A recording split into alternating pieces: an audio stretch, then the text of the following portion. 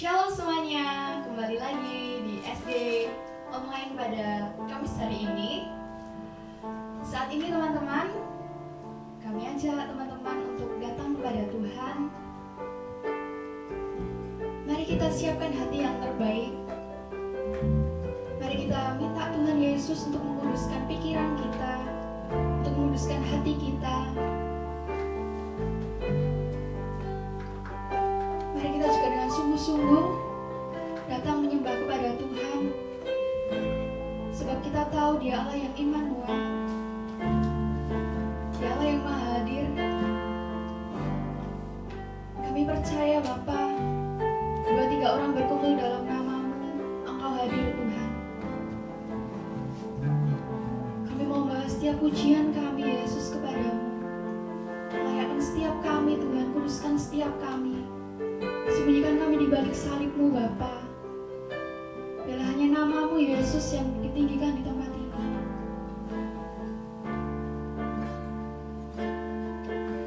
Kami rindu menyembah-Mu Yesus. Haleluya. Kami bawa rindu kami Tuhan.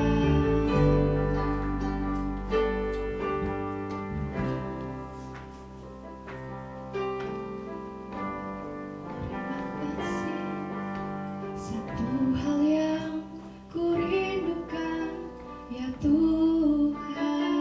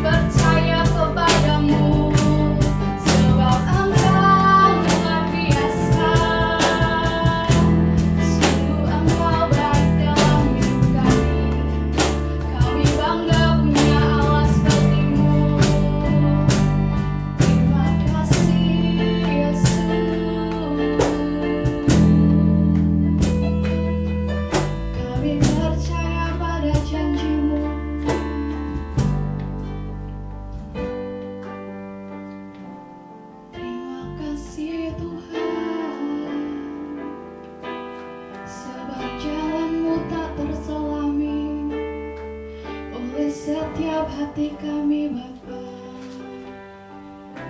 Jalan-Mu tak terselami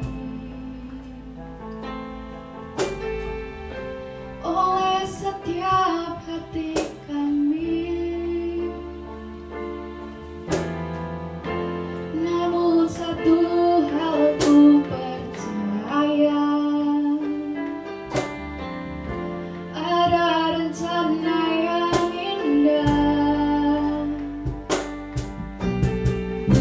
tiada terduga kasih. Heran dan besar bagiku arti kehadiran-Mu selalu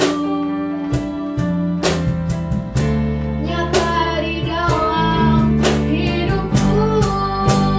Penyertaan-Mu sempurna, rancangan-Mu penuh damai, aman dan sejahtera walau di tengah badai. Ingin ku selalu bersama, rasakan keindahan arti kehadiran-Mu Tuhan. Penyertaan-Mu sempurna, rancangan-Mu penuh damai, aman dan sejahtera walau di tengah badai. Ingin ku selalu bersama, rasakan keindahan arti kehadiran-Mu Tuhan. Jalan-Mu tak terselami,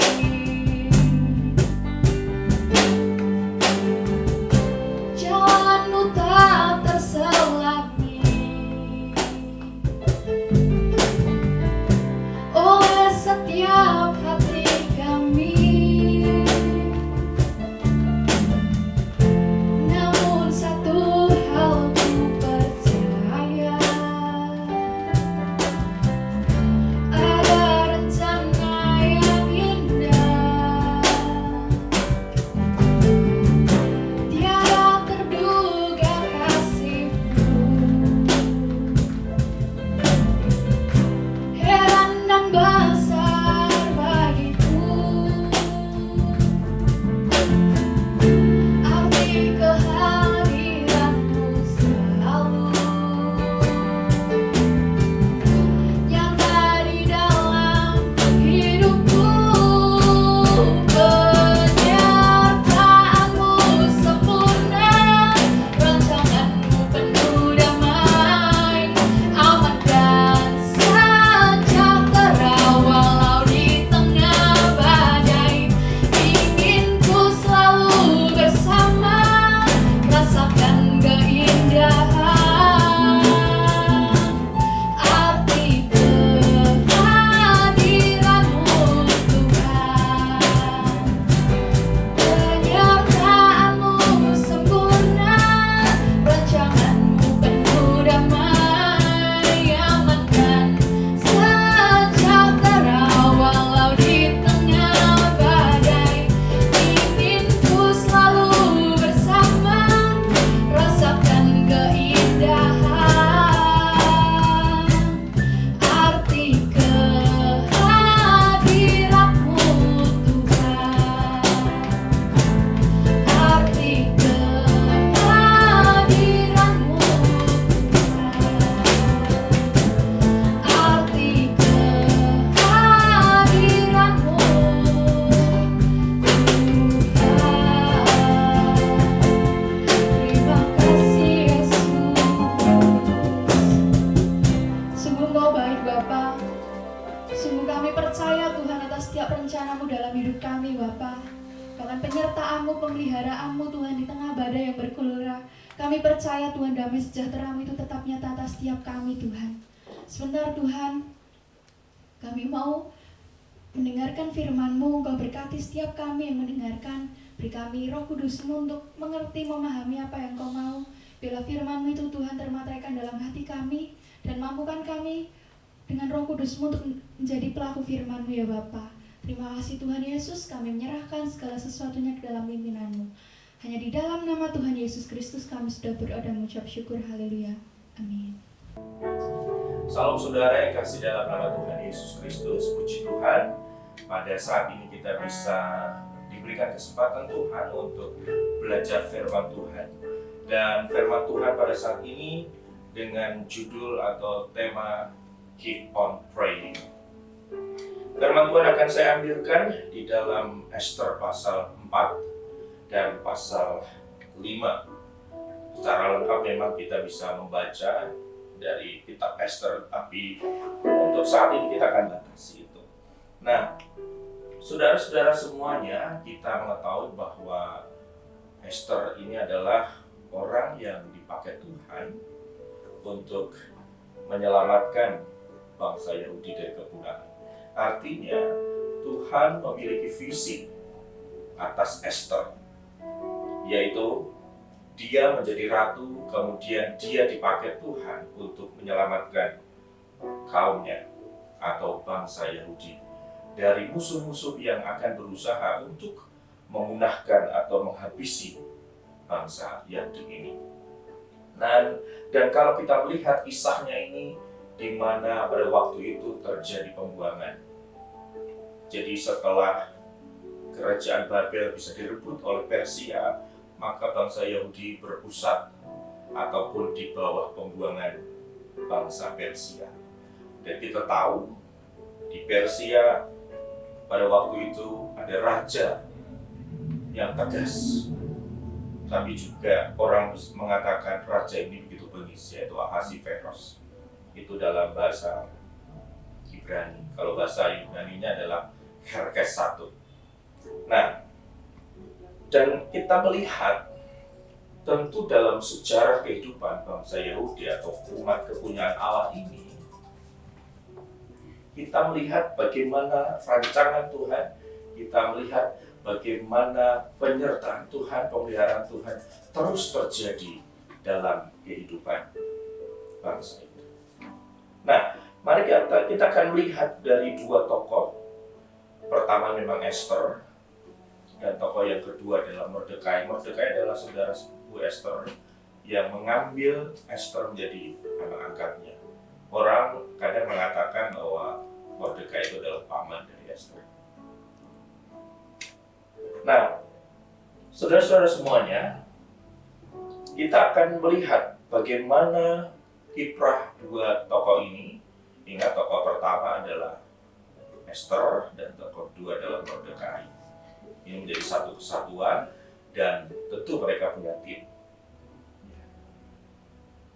Hal yang pertama yang kita bisa pelajari adalah di ayat 14 dan 16. Ester pasal 4 ayat 14 dan 16 saya akan bacakan bagi saudara semuanya. Sebab sekalipun engkau pada saat ini berdiam diri saja bagi orang Yahudi, akan timbul juga pertolongan dan kelepasan dari pihak lain. Dan engkau dengan kaum keluargamu akan binasa. Siapa tahu mungkin justru untuk saat yang seperti ini engkau beroleh kedudukan sebagai ratu. Lalu ayat 16 saya akan lanjutkan.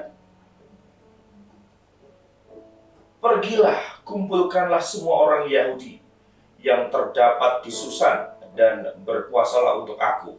Janganlah makan dan janganlah minum 3 hari lamanya. Baik waktu malam, baik waktu siang, aku serta dayang-dayangku pun akan berpuasa demikian. Dan kemudian aku masuk menghadap raja. Sungguh pun berlawanan dengan undang-undang. Kalau terpaksa aku mati, biarlah aku mati. Hal yang pertama, saudara semuanya, yaitu adalah keyakinan Mordekai atau iman dari Mordekai. Apa keyakinannya? Keyakinannya adalah bahwa Allah atau Tuhan akan memakai Ester untuk menyelamatkan kaumnya, kaum Yahudi. Dan dalam hal ini, maka Ester harus taat. Maka Ester harus tunduk kepada Tuhan. Karena apa? Ester akan dipakai untuk menyelamatkan bangsa Yahudi dari kejahatan. Maka di situ dikatakan Mordekai menyampaikan ini kepada Esther melalui utusan. Ya. Ini adalah sebuah keyakinan di mana lahir dari dalam hati yang digerakkan oleh Tuhan. Mordekai punya keyakinan untuk bangsanya, untuk kaumnya, dari segala bentuk usaha untuk penindasan dan pemusnahan dari orang-orang yang berusaha untuk menghancurkan kaum Yahudi. Maka dia sebagai orang Yahudi, dia punya hati digerakkan oleh Tuhan.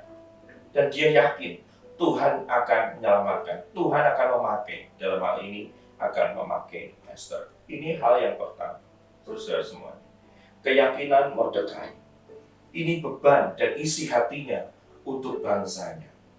Lalu apa yang kita bisa lihat berikutnya? Hal yang kedua. Ayat 16 sudah saya baca tadi, tapi tidak ada salahnya saya akan bacakan lagi. Ini tentang respon positif dari Esther. Kalau tadi keyakinan Mordekai, sekarang respon positif dari Esther. Ayat 16, pergilah, kumpulkanlah semua orang Yahudi yang terdapat di Susan dan berpuasalah untuk aku. Janganlah makan dan janganlah minum 3 hari lamanya, baik waktu malam, baik waktu siang, aku serta dayang-dayangku pun akan berpuasa demikian. Dan kemudian aku akan masuk menghadap raja, sungguh pun berlawanan dengan undang-undang, kalau terpaksa aku mati, biarlah aku mati. Ini adalah respon positif dari Esther ketika mendengar perkataan atau pesan dari Mordekai melalui utusannya yang bernama Hatak. Ya. Apa responnya ketika mendengar tentang situasi, peristiwa atau keadaan yang berkaitan dengan nasib bangsanya? Ada beberapa hal yang dia lakukan. Yang pertama adalah dia memerintahkan untuk mengumpulkan timnya, orang-orang di bawahnya, dayang-dayangnya.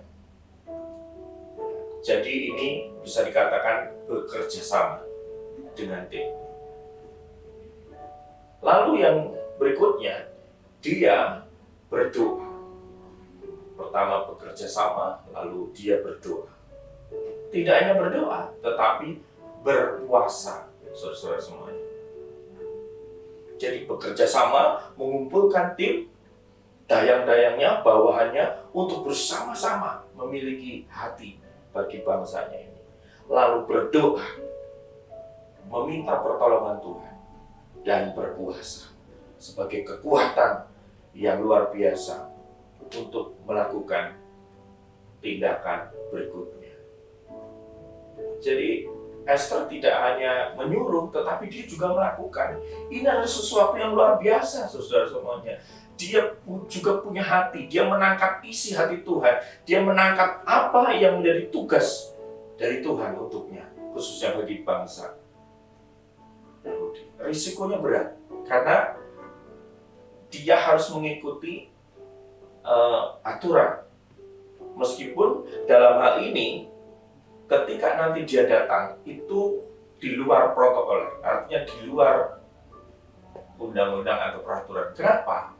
Meskipun dia istri dari Raja Ahasveros, tapi tidak serta-merta tidak bisa bebas untuk menghadap kepada raja, dalam hal ini kepada suaminya.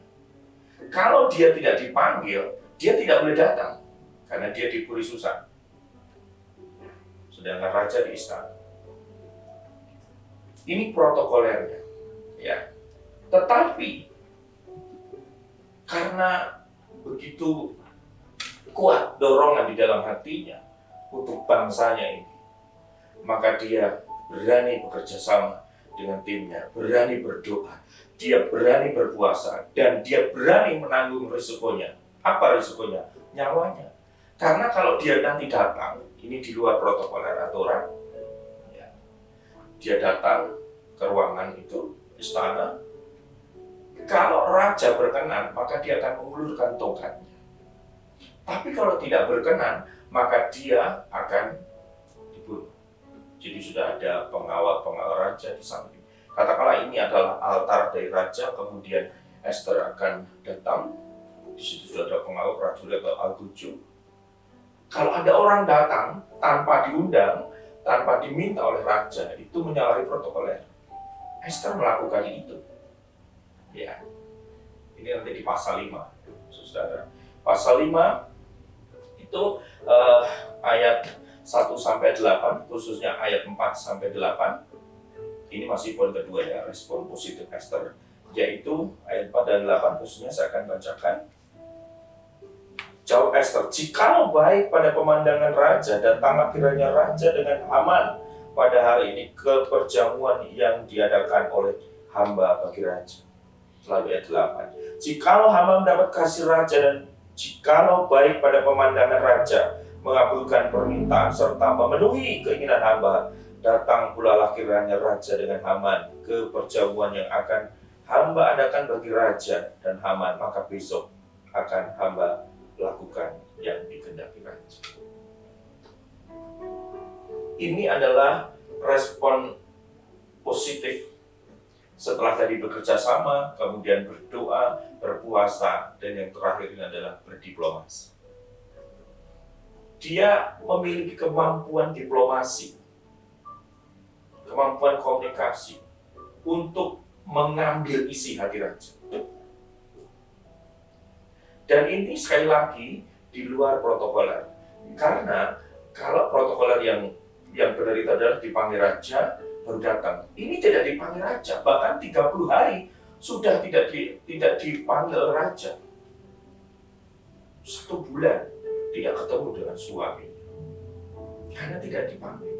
Dan ini karena Tuhan yang menyuruh melalui pesan dari Mordekai. Dia memberanikan diri.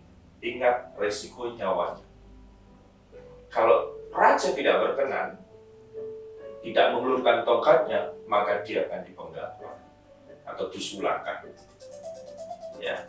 Nah, saudara-saudara semuanya, apa yang terjadi kalau nanti saudara membaca sampai pasal berikutnya, pasal 6, pasal 7, dan akhirnya kita melihat bagaimana invisible hand, maksud saya. Tangan Allah yang tidak kelihatan itu bekerja dengan luar biasa. Memang kitab Esther itu tidak menyebutkan Allah atau Tuhan secara jelas. Tapi kita lihat bagaimana Allah yang tidak kelihatan itu tapi nyata kuasanya. Dia memakai hambanya Esther dan Mordekai. Ketika dia sudah meresponi dengan positif, bekerja sama dengan timnya, berdoa, berpuasa, dan berdiplomasi, maka hasilnya apa, saudara semuanya? Hasilnya, bangsa Yahudi bisa diselamatkan. Tidak jadi dimusnahkan oleh musuhnya atau oposisinya, yaitu Haman. Haman punya rencana untuk menghancurkan orang-orang Yahudi, umat kepunyaan Allah. Tetapi sebaliknya, Allah menjungkir balikan rencana manusia ini. Jadi bangsa Yahudi diselamatkan, justru Haman dimusnahkan, dia disulahkan. Sebenarnya tiang itu untuk penyulahan itu sebenarnya disiapkan Haman untuk Mordekai, tetapi Tuhan membalikkan itu semua. Rencana manusia itu dijungkir balikan, dan rencana Tuhan berjalan dengan luar biasa. Nah, ini saudara-saudara semuanya berawal dari visi Tuhan, berawal dari panggilan Tuhan atas dua orang ini, khususnya Esther, yang dia jadi pemimpin, jadi ratu di Persia. Tetapi juga Tuhan memakai Mordekai. Ingat poin yang pertama atau hal yang pertama, keyakinan Mordekai akan visi yang dari Tuhan. Dia yakin bahwa Tuhan akan memakai Esther, Tuhan akan menyelamatkan bangsanya, bangsa Yahudi. Lalu yang kedua, respon positif dari Esther terhadap apa? Terhadap visi, terhadap panggilan Tuhan. Ingat, dia berdoa dengan sungguh-sungguh, dikumpulin orang-orang, berdoa untuk bangsanya. Dan tidak hanya berdoa, tetapi berpuasa, saudara semua. Kuasa Tuhan hadir, lalu dia bertindak. Tidak hanya berdoa, berpuasa, tapi dia bertindak, menyelesaikan persoalan ini. Karena ini nasib untuk dia, untuk generasi setelah dia, dan nasib eksistensi sebuah bangsa, yaitu bangsa Yahudi atau bangsa Israel. Dia berani, dia tidak takut untuk menanggung risiko. Meskipun nyawa taruhannya, maka dikatakan, kalaupun aku harus mati, aku tidak takut. Dan puji Tuhan, kabar baiknya atau cerita, faktanya adalah Tuhan menyelamatkan Ester, Mordekai, dan juga bangsanya. Itu kisah tentang Ester dan Mordekai. Lalu teman-teman atau saudara, kita hidup di negara tercinta, itu negara Indonesia. Memang tidak seperti bangsa Yahudi hidup dalam pembuangan. Indonesia sudah merdeka, kita sudah menikmatinya. Apa isi hati kita buat Indonesia?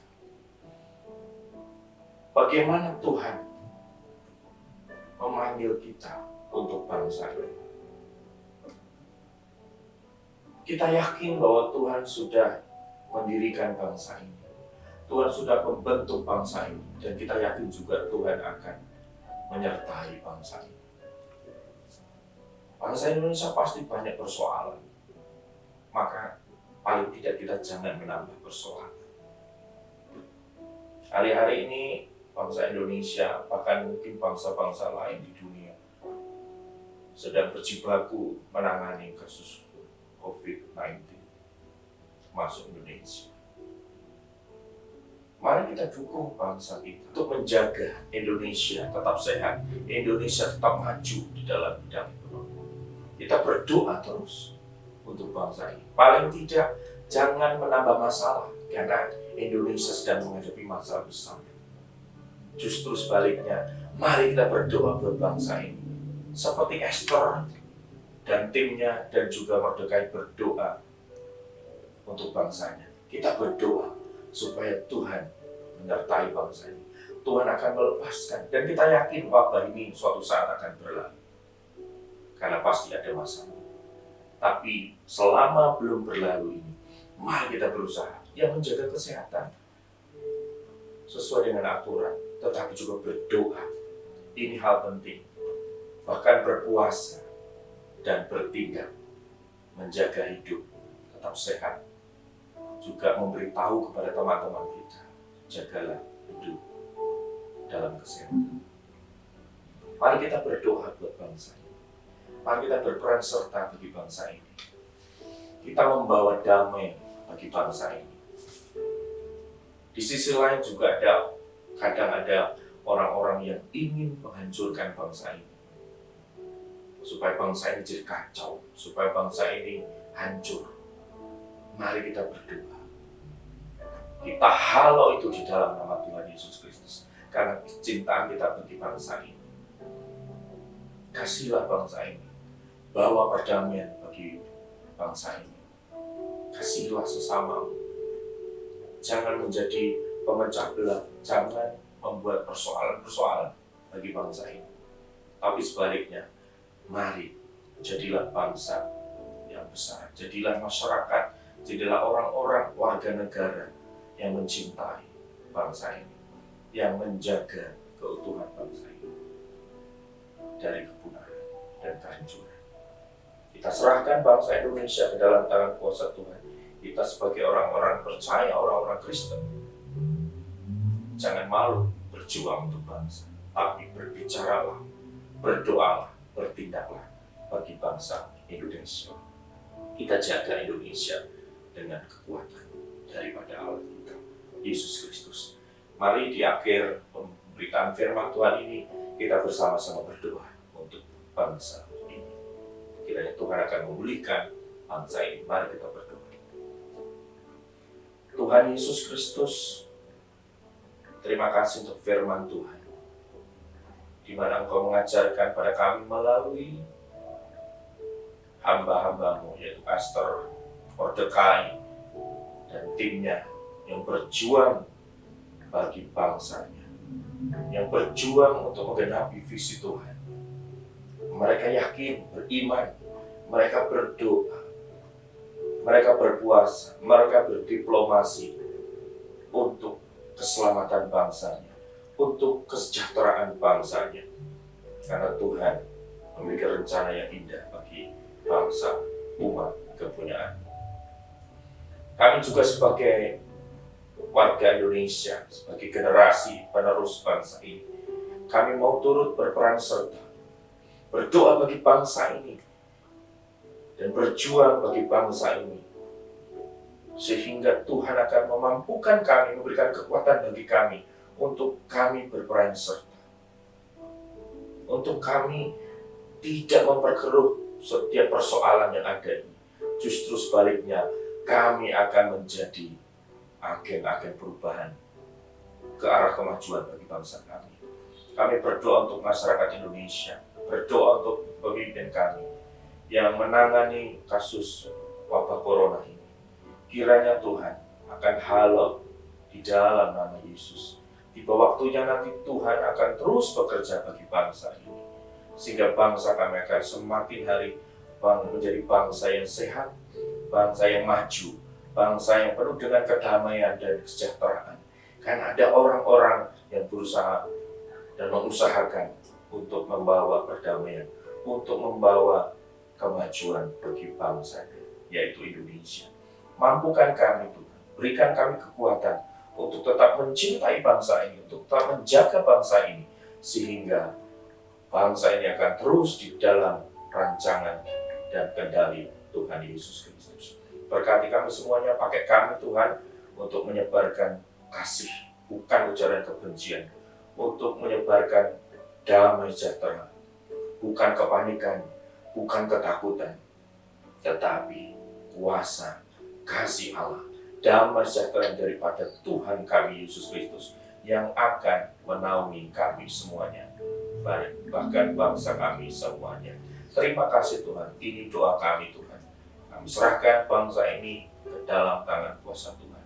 Tuhan akan menolong, Tuhan akan melindungi dari rencana-rencana manusia yang jahat untuk menghancurkan bangsa ini. Kami halau di dalam nama Yesus Kristus. Terima kasih Tuhan. Dalam nama Tuhan Yesus Kristus kami berdoa. Dan kami sudah merenungkan firman Tuhan. Terima kasih teman-teman sudah mengikuti ibadah kita pada sore hari ini. Kami mengundang teman-teman semua untuk datang kembali dalam ibadah online kami minggu depan. Terima kasih. Tuhan Yesus memberkati.